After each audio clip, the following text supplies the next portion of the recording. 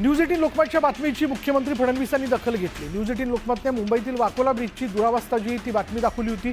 दरम्यान याची दखल घेत मुख्यमंत्र्यांनी पालिका आयुक्त भूषण गगराणींना फोन करून मुंबईतील खड्ड्यांबाबत चर्चा करत खड्डे बुजवण्याचे आदेश दिले।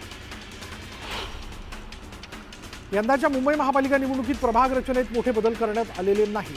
2017च्या निवडणुकीतील प्रभाग रचना जवळपास तशीच आहे। कोस्टल रोड मेट्रो सारख्या विकास कामांमुळे मुंबईतील प्रभाग रचनेत किरकोळ बदल करण्यात आले असून सूचना हरकतीनंतर 6 ऑक्टोबरला प्रभाग आराखडा अंतिम केला जाईल। बेस्ट कामगार सेनेच्या सुहास सामंतांनी राजीनामा दिला। बेस्ट पतपेढी निवडणुकीत ठाकरेंच्या पॅनलचा दारुण पराभव झाल्यानंतर पराभवाची जबाबदारी स्वीकारून सुहास सामंतांनी राजीनामा दिला। उद्धव ठाकरेंना पत्र लिहून त्यांनी आपला राजीनामा दिला।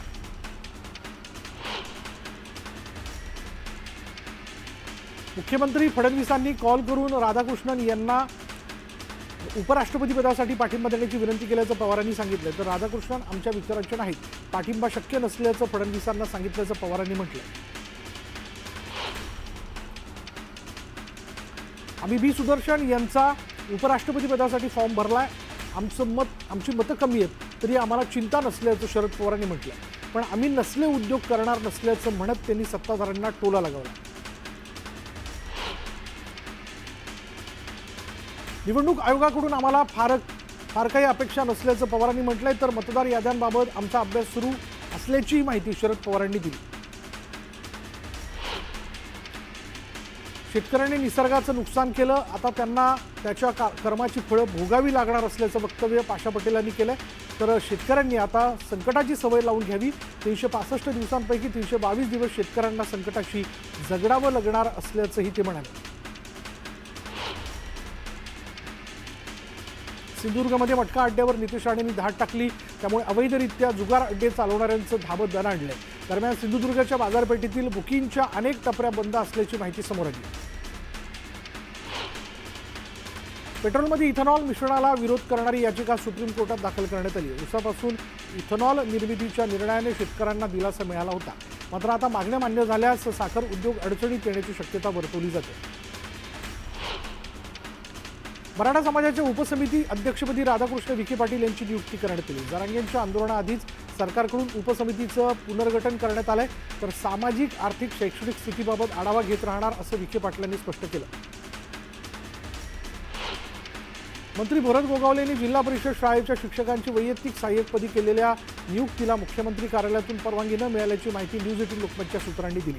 संबंधित शिक्षकांची शाळेतून मंत्रालयात झालेली नियुक्ती पूर्णपणे बेकायदेशीर असल्याची सूचना मुख्यमंत्री कार्यालयाकडून देण्यात आली आहे। बदलापूरमध्ये 1.5 कोटी रुपये खर्चून पेवर ब्लॉक बसवण्यात आले होते, मात्र आता पुन्हा पेवर ब्लॉक लावण्यात येत आहेत। पुन्हा पेवर ब्लॉक लावून पालिकेच्या पैशांचं नाहक नुकसान होत असल्यानं नागरिकांनी नाराजी व्यक्त केली। चौकशी करून तातडीनं कारवाई करण्याची मागणी करण्यात येते।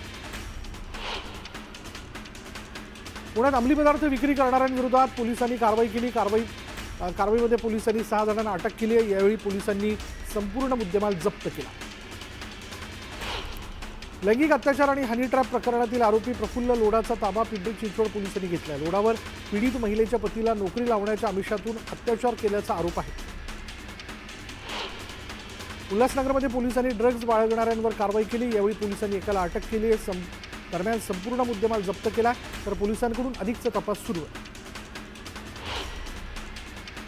पोळा सणाच्या निमित्तानं विठुराय आणि रुक्मिणीला पारंपरिक अलंकार परिधान करण्यात आले। सोन्याच्या मुकुटामुळे विठुरायाचं रुपडं सजलंय, तर लक्ष्मीहार, मोहरांची माळ, पुतळ्याची माळ अशा अलंकारांनी लक्ष्मी मातेचं रूपही सजलंय। जळगाव जिल्ह्यातल्या वराडसीम इथं बैलपोळा साजरा करण्याची 450 वर्षांची परंपरा आहे। या गावातील मानाच्या बैलाला पोळा फोडण्याचा मान दिला जातो। गावाच्या प्रवेशद्वारावर नारळाचं तोरण बांधून 2.5 फुटाच्या खिडकीतून मानाचा बैल उडी मारून पोळा फोडतो। चंद्रपूर जिल्ह्यातील नवरगाव इथं मागील 5 वर्षांपासून पारंपरिक बैल पोळ्यासह ट्रॅक्टर मालक ट्रॅक्टर पोळा भरवत आहेत। पोळा आणि गावातून निघालेली ट्रॅक्टरची मिरवणूक आकर्षणाचा आणि चर्चेचा केंद्रबिंदू ठरते।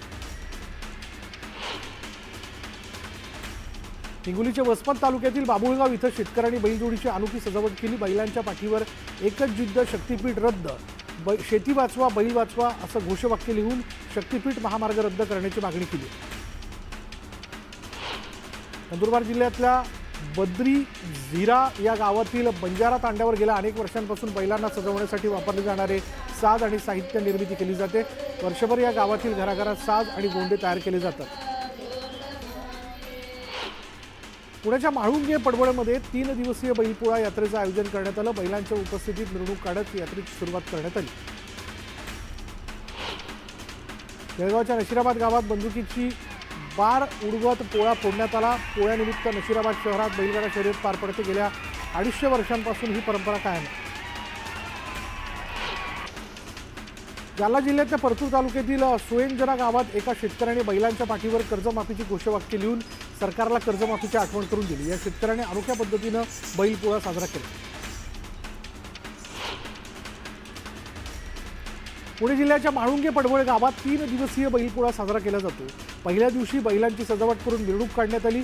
या पोळ्याचा उत्सव पुढील 2 दिवस चालणार आहे। चोपड्यात बैलपोळा सण उत्सवात साजरा केला जातो। मात्र लंपीच्या प्रादुर्भावामुळे यंदा चोपड्यात साध्या पद्धतीने बैलपोळा साजरा करण्यात आला। प्रशासनाने दिलेल्या आदेशाचं शेतकऱ्यांनी पालन केलं। परभणी जिल्ह्यात बैलपोळ्याच्या निमित्तानं बैलगाड्यांना सजवून त्यांनी वाजत गाजत मिरवणूक काढली। गाव आणि आसपासच्या परिसरातील बैलजोडे या मिरवणुकीत सहभागी झाले होते। मंत्री गिरीश महाजन यांनी जामनेर इथल्या आपल्या घरी बैलपोळा साजरा केला। बैलांची पूजा करत महाजनांनी सपत्नीक बैलांना नैवेद्य भरवला। पुण्याच्या दगडूशेठ हलवाई गणपती मंदिरात यंदा पद्मनाथ स्वामी मंदिराची प्रतिकृती साकारण्यात येणार आहे। गणेश भक्तांसाठी 150 कॅमेऱ्यांचा वॉच असणार आहे, तर 24 तास दर्शनाची सोय असणार आहे। शिर्डीच्या साईबाबांना एका भक्ताने 56 ग्रॅम सोन्याचा कडा अर्पण केला। व्यंकप्पा घोडके असं सुवर्ण कडा दान करणाऱ्या कर्नाटकच्या भाविकाचं नाव आहे। दरम्यान साई संस्थांकडून भाविकाचा सत्कारही करण्यात आला।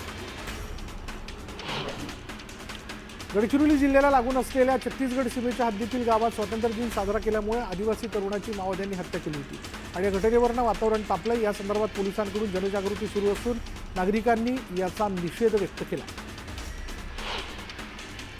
नांदेडमध्ये न्यूज 18 लोकमतच्या बातमीचा इम्पॅक्ट पाहायला मिळाला। शैक्षणिक साहित्य आणि टॅब पुरात वाहून गेल्याची बातमी न्यूज 18 लोकमतनं दाखवली होती। याची दखल घेत शिवसेना नेते अंबादास दानवे यांनी स्वाती गुमडवाड या विद्यार्थिनीला लॅपटॉप दिला। अंबादास दानवेंनी नांदेडच्या हसना गावाला भेट दिली। यावेळी ग्रामस्थांनी लेंडी धरण बांधणाऱ्या अभियंत्याला अटक करण्याची मागणी केली। लेंडी धरणाचं पाणी शेतात शिरल्यानं पिकांचं मोठं नुकसान झालं। ढगफुटी आणि पुरामुळे नांदेड जिल्ह्यात शेतीचं मोठं नुकसान झालं। कोल्हापूरप्रमाणे नांदेडसाठीही पूरग्रस्तांच्या मदतीकरता विशेष पॅकेज जाहीर करण्याची मागणी अंबादास दानवेंनी केली।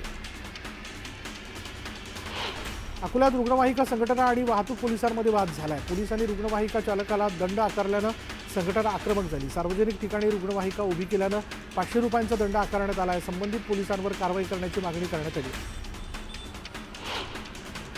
इंदापूरच्या शेती महामंडळाच्या शेतमळ्यातील शेतमजुरांचं जीवनमान धोक्यात आलं। घराच्या भिंती कोसळल्यानं पावसाचं पाणी घरात शिरत असल्यानं नागरिकांना मोठ्या अडचणींचा सामना करावा लागतोय। तातडीनं मदत करण्याची मागणी नागरिकांनी प्रशासनाकडे केली। पुण्याच्या भोर महाड मार्गावरील वरंधा घाटात पोंढरी गावाजवळ दरड कोसळली आणि यामुळे या मार्गावरील वाहतूक काही काळ ठप्प होती। दरम्यान दरड हटवल्यानंतर वाहतूक सुरळीत झाली। लोणावळा बाजारपेठेत बेशिस्त वाहनधारकांवर पोलिसांनी मोठी कारवाई केली। 120 वाहनांवर कारवाई करत पोलिसांनी 95,000 रुपयांचा दंड वसूल केला। दरम्यान वाहन शिस्तीत पार्क करण्याचं आवाहन पोलिसांनी केलं। यवतमाळच्या वनोजा गावात स्मशानभूमीसाठी रस्ता नसल्यानं नागरिकांना अडचणीचा सामना करावा लागतोय। स्मशानभूमीवर जाताना नागरिकांना चिखलातून जाण्याची वेळ आली। दरम्यान तातडीनं रस्ता दुरुस्त करण्याची मागणी नागरिकांनी केली। यवतमाळच्या डोळंबा ते वडगाव पांदन रस्त्याची दुरावस्था झाली। यामुळे शेतकऱ्यांना मोठ्या अडचणींचा सामना करावा लागतोय। तातडीनं रस्त्याची दुरुस्ती करण्याची मागणी नागरिकांनी केली। सोलापूरमध्ये ओबीसी नेते लक्ष्मण हाकेंविरोधात मराठा समाजाने आंदोलन केलं।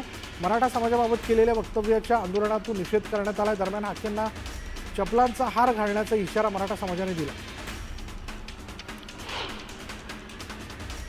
गोंदियाच्या चिरचाड बांधमध्ये रस्त्याच्या मागणीकरता नागरिकांनी आंदोलन केले। यावेळी नागरिकांनी काही काळ रस्ता रोखून धरला होता। येत्या 7 दिवसात रस्ता दुरुस्त न केल्यास आमरण उपोषण करण्याचा इशारा देण्यात आला।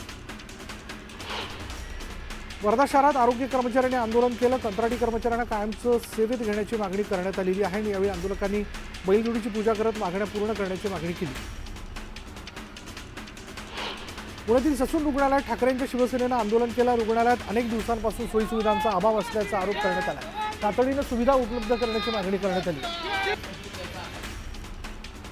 6 वर्षीय चिमुकल्याचा नाल्यात पडून मृत्यू झालेला आहे आणि रिशान पुंटी असं मृत मुलाचं नाव असून रिशान पोळा सणाच्या सुट्टीत गावाकडे गेला होता. दरम्यान रस्ता नसल्यानं रुग्णवाहिका येऊ शकत नव्हती, त्यामुळे खाटेची कावड करून मृतदेह थेट रुग्णालयापर्यंत नेण्यात आला. अहिल्यानगरच्या गोयगव्हाण गावात एका शेतकऱ्यानं आत्महत्या केली. कर्जबाजारीपणाला कंटाळून शेतकऱ्यानं जीवन संपवल्याची माहिती आहे. नानासाहेब ढोबळ असं जीवन संपवलेल्या शेतकऱ्याचं नाव आहे. बीड शहरात मैत्रिणीनेच मैत्रिणीची हत्या केल्याची धक्कादायक घटना समोर आली. 2 मैत्रिणींमध्ये बॉयफ्रेंडवरनं वाद झाला आणि याच कारणावरनं एका मैत्रिणीने आपल्या होमगार्ड मैत्रिणीची हत्या केली. हत्येमध्ये मैत्रिणीसह तिच्या अल्पवयीन मुलाचाही सहभाग असून दोघांनाही पोलिसांनी अटक केली. अहिल्यानगरच्या वडुले गावातील एका शेतकऱ्याने जीवन संपवलंय. बाबासाहेब सरोदे असं आत्महत्या केलेल्या शेतकऱ्याचं नाव आहे. कर्जबाजारीपणाला कंटाळून आत्महत्या केल्याचं समोर आलं.